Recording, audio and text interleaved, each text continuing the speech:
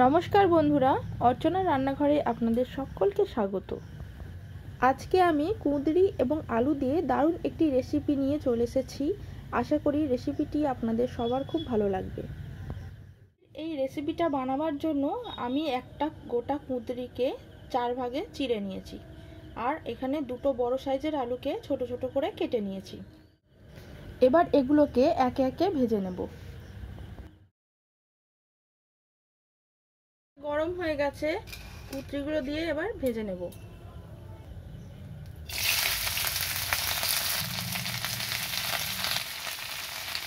সামান্য হলুদ গুঁড়ো দিয়ে দেব।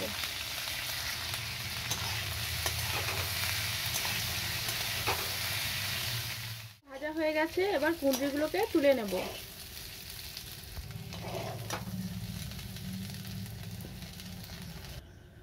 এবার ওই কড়াইয়ের মধ্যে আবারও কিছুটা তেল দিয়ে আলুগুলোকেও ভেজে নেব।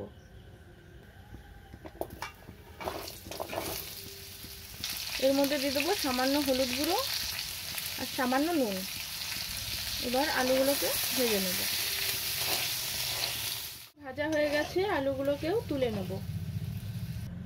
এবার ওই কড়াইয়ের মধ্যে দিয়ে দেব আবারও কিছুটা সর্ষের তেল। তেল গরম হয়ে গেলে দিয়ে দেবো এক টুকরো দারচিনি আর সামান্য জিরে। ফোড়নটা ভাজা হয়ে গেলে কেটে রাখা পেঁয়াজগুলো আমি এর মধ্যে দিয়ে দেব। আমি এখানে 3টে মিডিয়াম সাইজের পেঁয়াজ নিয়েছি, সেটাই আমি এখানে দিয়ে দিলাম।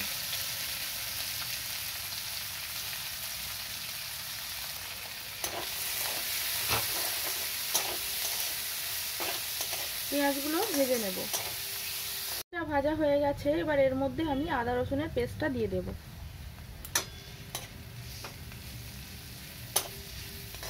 একটু ভেজে নেব যাতে করে আদা রসুনের কাঁচা গন্ধটা চলে যায়। এবার এর মধ্যে একে একে দিয়ে দেব হলুদ গুঁড়ো, জিরে গুঁড়ো, সামান্য ধনে গুঁড়ো আর লঙ্কা গুঁড়ো।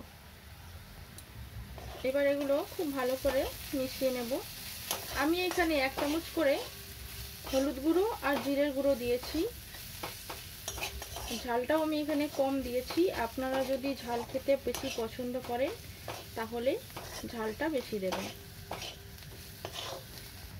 মশলাগুলো ভাজা হয়ে গেছে, আমি এর মধ্যে একটু টমেটো কেচাপ দিয়ে দিচ্ছি। আপনাদের কাছে টমেটো থাকলে সেটাও আপনারা ব্যবহার করতে পারেন। ভালোভাবে কষানো হয়ে গেছে, এবার এর মধ্যে কুঁদরি এবং আলুটা দিয়ে দেব। এবার মশলার সাথে খুব ভালো করে মিশিয়ে নেব।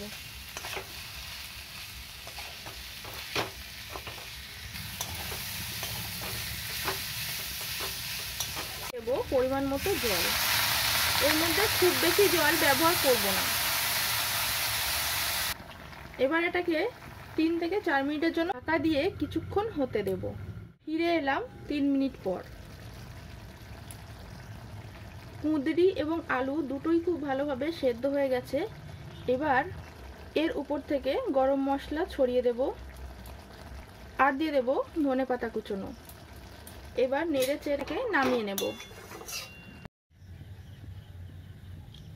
আমার আজকের রেসিপিটি যদি আপনাদের ভালো লাগে তাহলে লাইক, শেয়ার, কমেন্ট করে দেবেন এবং চ্যানেলে নতুন বন্ধু হয়ে থাকলে আমার চ্যানেলটি সাবস্ক্রাইব করে অবশ্যই বেল আইকনটি প্রেস করে নেবেন, যাতে করে আমি যখনই নতুন কোনো ভিডিও ছাড়বো সঙ্গে সঙ্গে আপনাদের কাছে চলে যাবে।